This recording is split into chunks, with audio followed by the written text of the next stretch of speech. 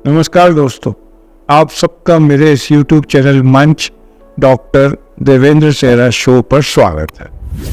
दोस्तों, 2 दिन पहले हमने एक बात की थी जोड़ों के दर्द के ऊपर, जिसमें हमने डिस्कस किया था आर्थराइटिस, आर्थ्रेल्जिया में क्या फ़र्क होता है और rheumatic arthritis, osteoarthritis, rheumatoid arthritis, gouty arthritis, कितने किस्म के बिसाइड्स ऑटोइम्यून आर्थराइटिस होते हैं जोड़ों के दर्द के कारण। आज हम डिस्कस करेंगे एक इम्पॉर्टेंट टॉपिक रूमेटॉइड आर्थराइटिस के बारे में।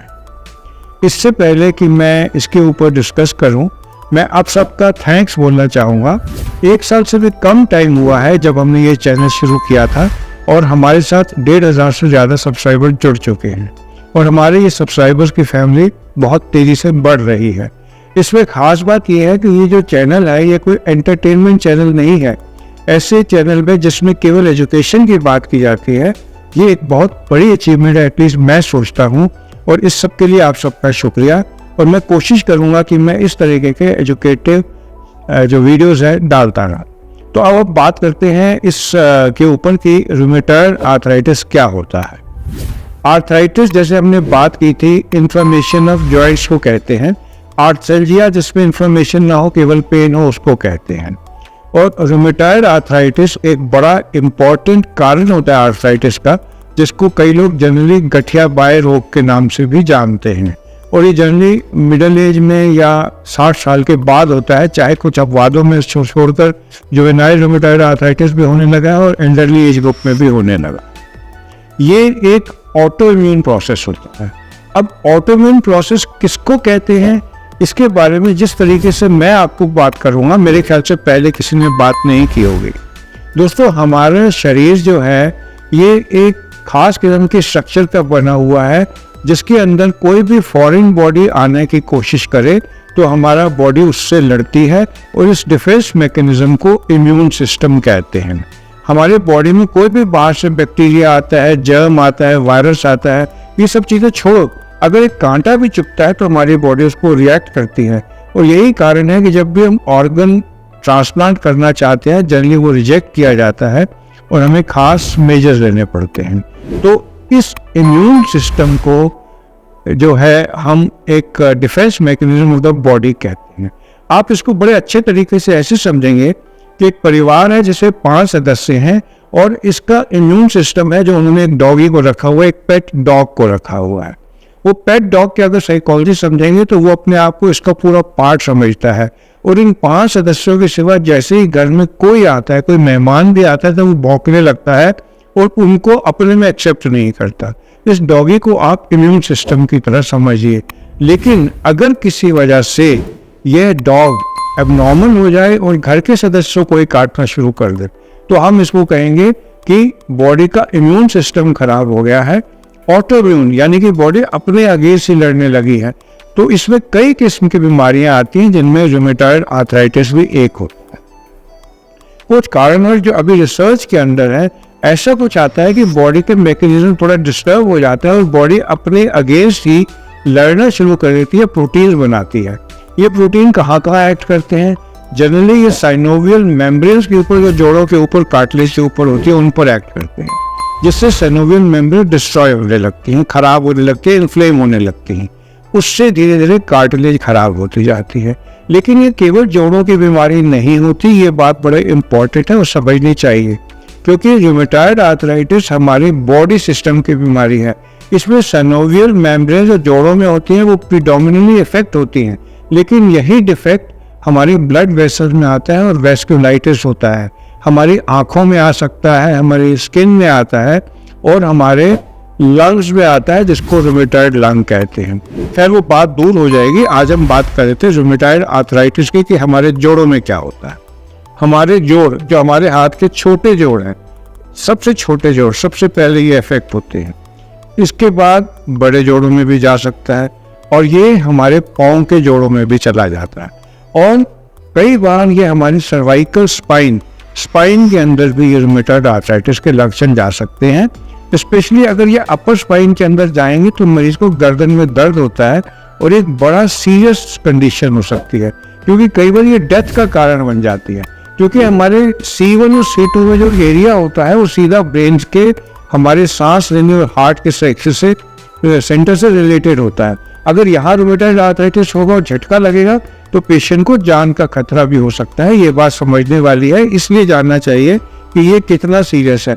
अगर बात से थोड़ा भटकना हो जाएगा, लेकिन जब फांसी दी जाती है तो क्या होता है, झटके से गर्दन को खींचा जाता है जिससे C1 C2 गर्दन के दो हड्डी के बीच में गैप आता है, और यही प्रॉब्लम एडवांस रूमेटॉइड आर्थराइटिस में अगर हमारे गर्दन को इन्वॉल्व कर रही हो तो ये हो सकती है। तो इसलिए मैंने कहा मैं आपको ये बता दूं। तो इसके सिम्टम क्या होते हैं रूमेटॉइड आर्थराइटिस के? रूमेटॉइड आर्थराइटिस में जनरली पेशेंट जो होते हैं मिडिल एज के होते हैं। जनरली मैं बात कर रहा हूँ, जो जनरल तरीके से समझाने की, 20 से 30 साल में भी हो सकते हैं, लेकिन 40 ईयर्स ज़्यादा में होते हैं। जनरली ये लेडीज़ की बीमारी होती है। ये देखा गया है कि लेडीज़ में इसका प्रेवलेंस या इंसिडेंस जो मेन होते हैं उसके मुकाबले में दुगने से भी ज़्यादा होता है, और कुछ स्टडीज़ कहते हैं 3 गुना होता है। इसमें मैक्सिमम पेशेंट्स हमारे पास लेडीज़ आती हैं, और हिस्ट्री उनकी टिपिकल होती है कि जब वो मॉर्निंग में उठती हैं तो उनके जोड़ों में स्टिफनेस होती है, यानी कि हाथ के ये जोड़ स्टिफ होते हैं, सुन से होते हैं। पाँव जमीन पे रखे तो पाँव में स्टिफनेस आती है। नलका बाथरूम का खोलने जाए तो मुश्किल होती है। मुट्ठी को बंद करने की कोशिश करें, मुट्ठी मुश्किल होती है। जब टूथपेस्ट करने से पहले ढक्कन खोलना जाए टूथपेस्ट का तो मुश्किल आती है, और हाथ स्टिफ रहते हैं। ये स्टिफनेस मॉर्निंग में होने का सबसे पहला लक्षण होता है, जिसको हम इग्नोर नहीं करना चाहिए।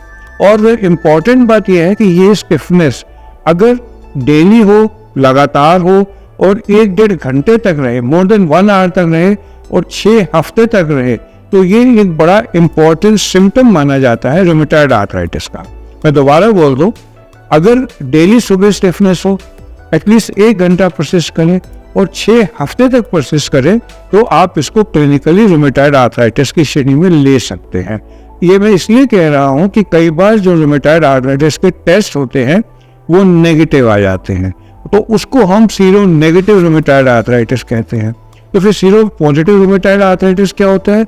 ये डिजीज, जैसे मैंने आपको शुरू में बताया था, हमारे सेल्स में कुछ ऐसी प्रोटीन रिलीज होती है जो साइनोवियल मेम्ब्रेन्स पे एक्ट करती हैं। अगर हम इनको ब्लड टेस्ट से देखें तो 2 टेस्ट इंपॉर्टेंट है। एक है rheumatoid factor. Rheumatoid factor positive हो जाए तो रूमेटॉइड आर्थराइटिस के फेवर में जाता है, लेकिन रूमेटॉइड फैक्टर पॉजिटिव है और आप कहते हैं ये रूमेटॉइड आर्थराइटिस है तो ये ज़रूरी नहीं है, क्योंकि 5% ऑफ नॉर्मल पॉपुलेशन में भी रूमेटॉइड फैक्टर पॉजिटिव होता है, और ये बड़ा नॉन स्पेसिफिक टेस्ट है। इससे ज़्यादा स्पेसिफिक टेस्ट है जिसको हम anti-CCP एंटीबॉडीज कहते हैं। तो अगर एक पेशेंट है जिसको ये सारे सिम्टम हैं और उसके बाद उसका R फैक्टर, रूमेटॉइड फैक्टर भी पॉजिटिव आ रहा है, और उसके बाद anti-CCP भी पॉजिटिव आ रहा है, तो मोर और लेस डायग्नोसिस कंफर्म हो जाता है। लेकिन ऑटोइम्यून डिजीजेस का एक बहुत बड़ा ग्रुप है, और जोड़ों के दर्द की समस्याएं कोई 100 टाइप ऑफ डिजीजेस में अलग अलग नोट की गई हैं। इसलिए पेशेंट्स का आपको ये भी देखना होता है कि क्या वो एक तरफ है, दोनों या दोनों तरफ है। अगर बाइलैटरल है तो ये रूमेटॉइड आर्थराइटिस के फेवर में है, अगर केवल एक तरफ है तो ये सोराइटिक आर्थराइटिस भी हो सकता है। तो आपको और भी बड़े टेस्ट करने पड़ते हैं, और इसके लिए एक इंटरनल मेडिसिन स्पेशलिस्ट जिसको रूमेटोलॉजी की पूरी नॉलेज है वो पेशेंट देख रहे हैं, या एक रूमेटोलॉजिस्ट इसके लिए बेस्ट डायग्नोज कर सकता है। लेकिन अगर आप नोट करते हैं कि आपके इंटरनल मेडिसिन स्पेशलिस्ट ने ये सब टेस्ट कराए और आपको एक डायग्नोसिस तक पहुंचाया और आपको इलाज लिखा, तो उसके बाद बेशक आप जाकर स्पेशलाइज्ड रूमेटोलॉजिस्ट से राय ले लीजिए, लेकिन ट्रीटमेंट मोर और लेस सेम रहता है। तो अब बात आ जाती है इसका ट्रीटमेंट क्या किया जाता है। सबसे इम्पॉर्टेंट बात यह है कि इसके ट्रीटमेंट में आप केवल पेन किलर नहीं लेंगे। पेन किलर लेंगे भी तो कम देर के लिए लेंगे, क्योंकि पेन किलर जो होते हैं वो बहुत किस्म के साइड इफेक्ट कर सकते हैं। जैसे कॉमनेस्ट दवाइयाँ आती हैं, आइबुप्रोफेन या जो होती है डिक्लोफेनाक सोडियम, या उसके सिस्टर ड्रग्स आती हैं, इन सब से कॉन्टिन्यूस यूज से किडनी पर इफेक्ट आ सकता है, क्योंकि ये प्रोस्टाग्लैंडिन इनहिबिटर होती है, और प्रोस्टाग्लैंडिन एक बड़े इंपॉर्टेंट केमिकल मीडिएटर्स होते हैं हमारे किडनीज के लिए। और सिमिलरली जो लोग इन पेन किलर्स का लॉन्ग टाइम यूज करते हैं उनको हार्ट अटैक भी ज़्यादा होते हैं। इसलिए आपको सेल्फ मेडिकेशन कभी नहीं करनी, और अपने डॉक्टर से पूछ के, जो इसके बारे में पूरी नॉलेज रखते हैं, इलाज लेना है। एक शॉर्ट कोर्स ऑफ स्टेरॉइड ज़रूर दिया जाता है, क्योंकि अगर आप इस डिजीज़ को डिले करेंगे ट्रीटमेंट को, तो कार्टिलेज में अगर डैमेज एक बार सेट इन कर गया तो ये रिवर्स नहीं किया जा सकता। और बाद में ऐसे भी पेशेंट रूमेटॉइड आर्थराइटिस के होते हैं जो पॉइंट ऑफ नो रिटर्न तक जा चुके होते हैं, जो बेड रिडन हो जाते हैं। एक कंडीशन इसकी बहुत सीवियर होती है जिसको कहते हैं आर्थराइटिस म्यूटिलेंस। इसमें पेशेंट बेचारे बेड से नहीं उठ पाते और लाइफ लॉन्ग बेड रिडन तक पहुंच जाते हैं।